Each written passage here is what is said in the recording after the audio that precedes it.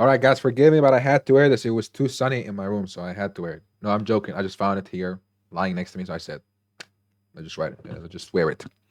Now, before we start, I want you to know something. This presentation, it isn't that valuable. It's great. The lesson is valuable. The presentation isn't that valuable. So I am going to explain more than what is put on the presentation.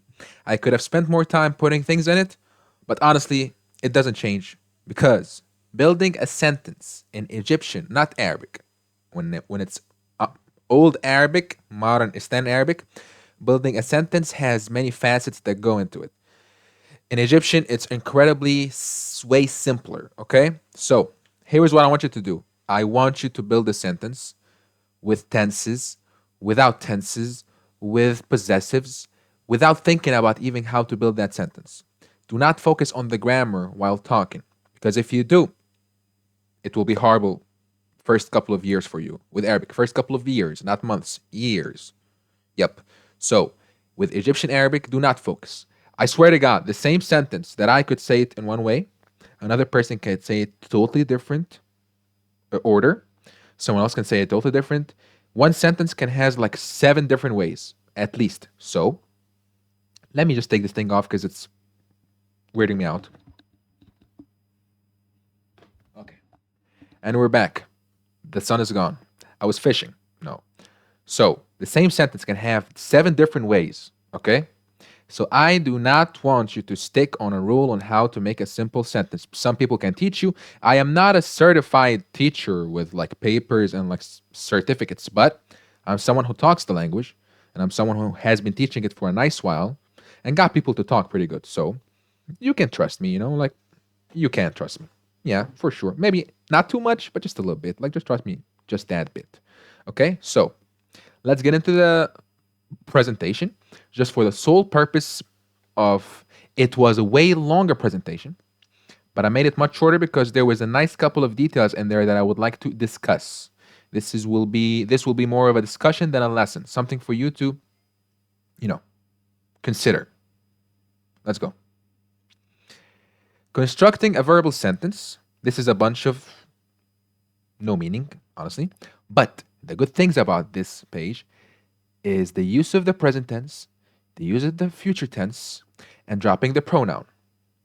In the meaning, in English, I have to say he's eating his food. She's eating her food. They are watching. We're drinking. We will drink. They will watch. In Arabic, if you watch the first 2 lessons I told you about, actually the first three on my channel, the pronouns, present tense, future tense. If you did, you will understand what I'm saying here. And I've been saying many times to go watch those first 3 lessons. So, if you didn't, stop this. Stop this. Yep, right now. Go back, watch it, come back later. Even if it takes you a day or two. It's better to build the building right, put the right, I don't know, first, and then go up with like the first floor, second floor, rather than putting no good base and then, it falls off. So build it right, build Arabic right, and then come back. So go back, watch those videos. If you did, great. Here's a kiss to you. The present tense, if we recall, each pronoun has its own prefix and sometimes a suffix. Right? Right. In the meaning, let's take the verb yakul. Yakul, to eat. To eat. Yakul. For ana, it takes ba. Yup, ba. So it will be ana bakul. Do I have to say ana bakul? No. I can say in a sentence, باكل أكل كتير. I eat a lot of food. باكل أكل كتير. If I translate this to English, it means I am eating a lot of food. But I didn't say I. I is included in the verb itself because I use the only prefix that is out there for ana. Okay? So when I'm using the present tense, future tense, or past tense, I do not have to use the pronoun because the pronoun is included in the verb itself. Okay? So that's a point to focus on in making the sentence. I personally always like including the pronoun. Either it's present, past, whatever. Why? It's a filler. It makes the sentence more full. It makes you sound more authentic. It makes you sound you know what you're doing. But you don't have to use it. Okay? You don't have to use it, especially while you're telling a story, not every time you have to say, well, he was talking and she was talking with someone else and drinking. No, you don't have to. But if it's, you're talking about one verb every now and then, throw in the pronoun. It sounds more authentic. That's my opinion, okay? So that is the first discussion point. This is not a lesson. This is more of a discussion and tips for you. Negation. How to say na, no, or not, okay? Very easy. Your best friend here is Mish. Mish. And in the alphabet, it's meme sheen, huh? Mish. Mish. That is your best friend. And again, as I said in the first intro video, I want you to speak with no fear. I want you to do mistakes. I want you to be fearless and talk like a baby. As long as you can get your point through, you're going in the right direction. So, you can only now use Mish. There is the other way, but I will tell you now to focus only on Mish. You put Mish before anything, not Mashi. Mashi means okay. Mish. Mish cancels what after it. I want to say, and this is a sentence in the future tense. I hope you went back by now and watched the lesson. Blah blah blah blah. أنا مش هاكل بكرة. أنا مش هاكل بكرة. أنا مش هاكل بكرة. What does that mean? That means I am not going to eat tomorrow, or I will not eat tomorrow. It cancels what's after it, okay? أنا مش هاكل بكرة. What if I want to say it in the present? أنا مش باكل دلوقتي. I am not eating now. أنا مش باكل دلوقتي. So it cancels what after it. What's after it, okay? Then you have the ما and the ish. Like. And this is way more authentic. This is not an every case scenario. So you got to know when to use it. This is way too advanced now. I will explain it. It will be useful for the future because we will have it in other topics, but it is not as useful. So I would recommend you, even if Mish sometimes will not sound as authentic, but you're making sense. You're getting progress. Go for that now. Okay? The ma and the ish.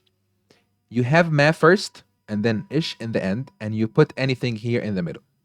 Like أنا ما باكلش. It can mean I am not eating and it can mean I don't eat. هو ما هيشربش الشاي. It's very authentic. It's very inner Egypt. It is not that usual. So that's what I mean.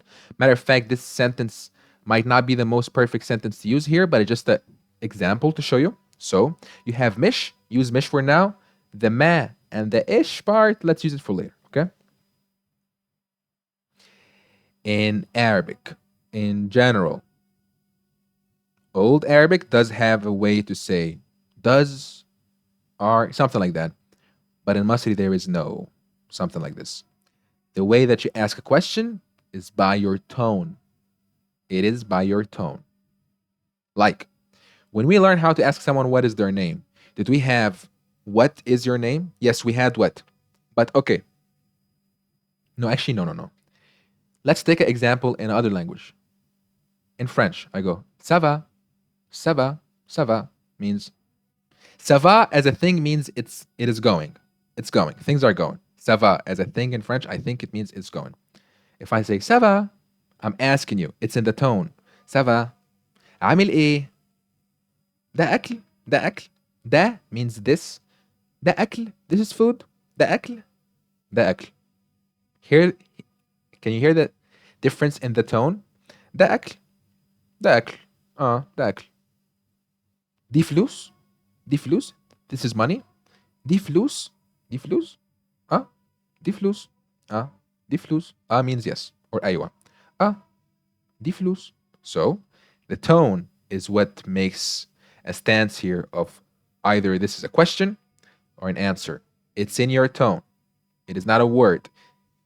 When you add a, it means what? So you're asking what is the time. You're asking what is your name. But if your question doesn't have what in it, what will you do? Nothing? No. It's in your tone. Okay? Like, I ask you, أنت بتاكل? Huh? أنت بتاكل? Are you eating? Are you eating? أنت بتاكل دلوقتي؟ Are you eating now? أيوه أنا باكل. Or أيوه أنت بتاكل. أنت بتاكل. Now I am saying yes you are eating. أنت بتاكل. أنت بتاكل. أنت بتاكل. أنت بتاكل. Can you hear the difference? Yep. Yep, this is it. There is a couple of last slides here. And as I've told you, this is more of a discussion. I didn't come here prepared because I can trick you and can make you believe that this presentation has something, but it's more of a bullet points, you know? I am being very honest with you. And I love honesty, so I think you also might appreciate that. I will drink tea. If you know the future tense, you will know what to do here. This is a sentence. This is a simple sentence, okay? I will drink tea. Tea is shay. I know the verb to drink. If I looked over the first lesson, is يشرب. أنا هشرب شاي. She is not eating. What is not? What is your best friend here is مش. هي مش بتاكل. What are you doing? The verb to do, maybe you don't know it, is يعمل. The verb to do is يعمل. And I'm talking to a male, you for a male. أنت بتعمل إيه? But this is a question. Yup. So why didn't I only use the tone? Because there's a what. What is a?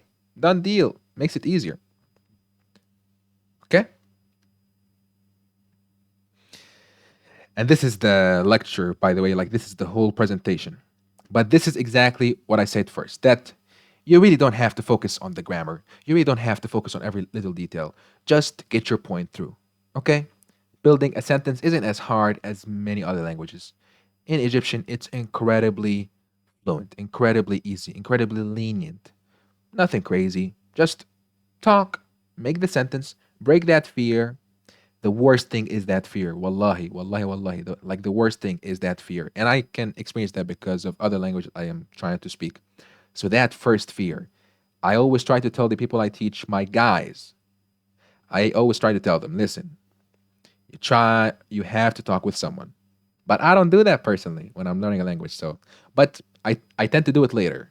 But it's just the first couple of times. So break that fear, pick someone, say anything in Arabic, and then you are in the moment. They will ask you, and your mind will be in fight or flight mode. So you will have to speak Arabic, you know? Put yourself in embarrassing situations. When learning a language, embarrass yourself as much as you can. That way, nothing will ever embarrass you anymore. No other mistakes can ever embarrass you anymore. So get embarrassed. So what? So what? Life is too short to be too careful about how we look about the language. No, get embarrassed. Get embarrassed. This will not have a homework. So this lecture will not have a homework, obviously, because there is nothing to work on. So the video after this will be a full lecture, okay? Salam. Bye bye.